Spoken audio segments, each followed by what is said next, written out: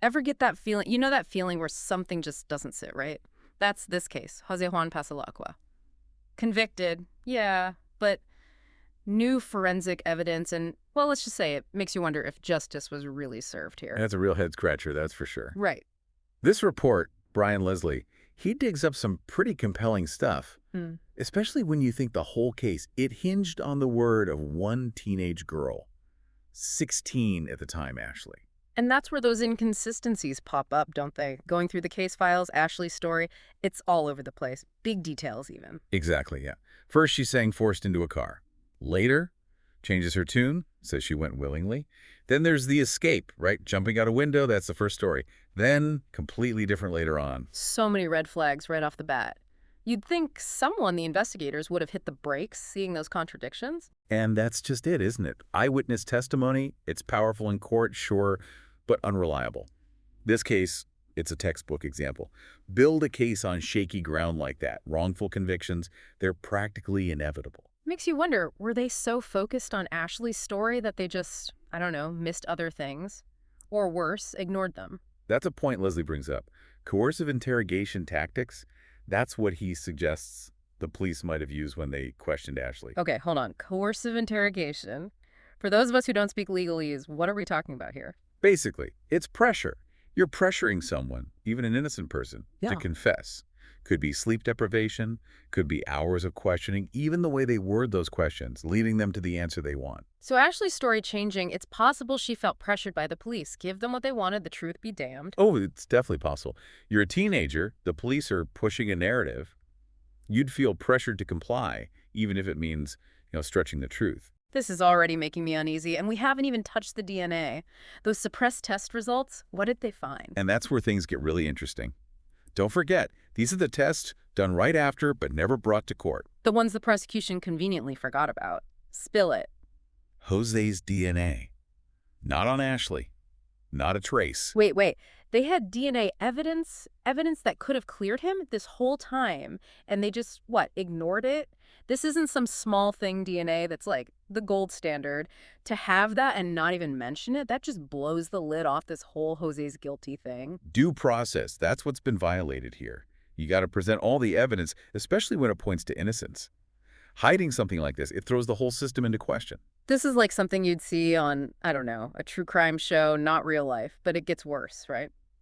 Besides the DNA, besides Ashley's testimony, what else did they miss? Let's talk about those cameras, the ones found at the scene. Fingerprints, they analyzed them. Want to guess? None of them were Jose's. You're kidding, right?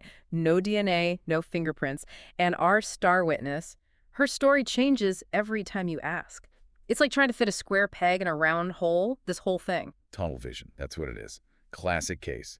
They get an idea in their head, Jose's guilty, and suddenly nothing else matters. DNA, fingerprints, it all gets tossed out the window. Okay, so we've got what? Coerced testimony, suppressed DNA evidence, fingerprints ignored. Is there anything about this investigation that wasn't watched? It's almost like they decided Jose was guilty before, I don't know, before they even started looking. And that brings us to Leslie's analysis, the investigation itself. He calls it, get this, deductive investigation method. Deductive investigation sounds like something you'd hear in a philosophy lecture, not a police station. What's that even mean? It's like this. Instead of going in open-minded, they already decided Jose's guilty. Then they went looking for evidence to back that up, ignored anything that said otherwise. Hold on. So they decided he was guilty and then built the case around that. Even if it meant ignoring, actual evidence, that's backwards. Exactly. And that explains, I think, why they were so focused on Ashley's testimony, even with all the holes in it. It's even possible, and Leslie argues this, that they influenced her later testimony. Influenced how? Leslie's report. He gets into the nitty-gritty. He says the prosecution, they basically led Ashley along during the trial, feeding her information, shaping her story so it would fit with their, predetermined conclusion. So not only was her first story unreliable, the later stuff might have been, coached. To get a conviction, the truth didn't matter. That's terrifying. Her trial. That's Yeah. out the window, right? And it all goes back to that deductive thing. They're just trying to confirm what they already believe, not find the truth. It's scary, to be honest. Your whole life turned upside down because someone just decided you were guilty. And that's enough. This case, it's bigger than Jose, Oh. It's about the system, how easily it can be twisted. That's what should scare people. Exactly. For anyone listening, don't think this is just one case happening in a vacuum. This is about how investigations can be manipulated. That affects everyone. Truth, justice, all that. It takes work. We have to be paying attention, questioning what we're told, or this is what happens. It's heartbreaking, this whole thing. But at least with Leslie's report, it's out in the open, right? All the stuff we talked about, the DNA, fingerprints, the expert analysis, it points to Jose being innocent. So what now? What does justice for Jose even look like at this point? First step, admit a mistake was made. From there, look at the evidence again with fresh eyes. The investigation, was there misconduct? Those are questions that need answers. It can't just end there, though, right? I mean, getting Jose out, that's important. But what about the people responsible for this mess? You're right, it's bigger than just Jose. Mm. This case, it shows what happens when we don't pay attention, when we let the system run on autopilot. We need to be informed, engaged, and demand better. And that's where our listeners come in. Knowledge is power, right? Talk to people, your friends, family, whoever. There are organizations out there fighting to fix this stuff. Support them. The more people who know about Jose, the harder it is to ignore. Don't let this be swept under the rug. Tell people about Jose, because it could be any of us. That's the thing about a broken system. It doesn't discriminate. This whole deep dive, it's been a roller coaster. We started with, confusion, then anger. Now I just feel, I don't know, a sense of responsibility. This isn't just about Jose, it's bigger. It's about demanding better from, the people who are supposed to protect us. Complacency, that's the enemy. We question, we demand accountability, or nothing changes.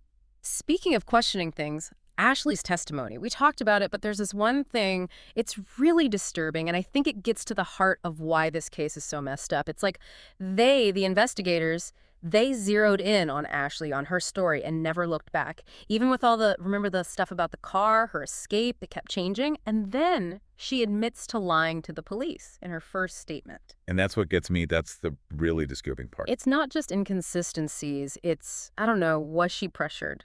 First by the police, then again at the trial. It's like they used her to build their case, Exactly. She was, 16?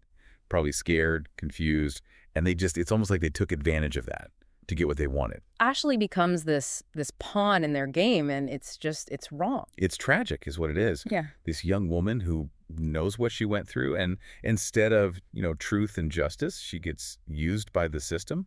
It makes you think about the human cost of all this. It does. It really does. So we have Jose, most likely innocent, stuck in prison based on, a handful of lies and a whole lot of ignoring the truth. What happens now? What does justice for him even look like? Leslie's report, that's a start. Getting it out there, all these issues, hopefully that'll light a fire under someone to take another look.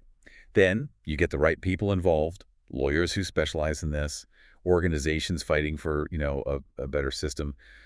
The more attention this gets, the harder it is to ignore. So what can people do? We can't just sit here and hope for the best, right? Exactly. Talk about it. Tell your friends, your family, write to your representatives, make some noise. This isn't just about Jose. It's about making sure this doesn't happen again. It's about making sure the system, the one that's supposed to protect us, actually works. This deep dive, it's been, eye-opening is one word. We went from police procedure to forensic evidence to, what it means to be a witness and the human cost. It's a lot. It is, but knowledge is power. We see how it works, how it can break, then we can fix it. That's the hope anyway. And we can't let Jose be just another statistic. Keep asking questions, keep the pressure on, fight for a system that actually deserves the name justice. As we wrap this up, I want to leave you with this thought.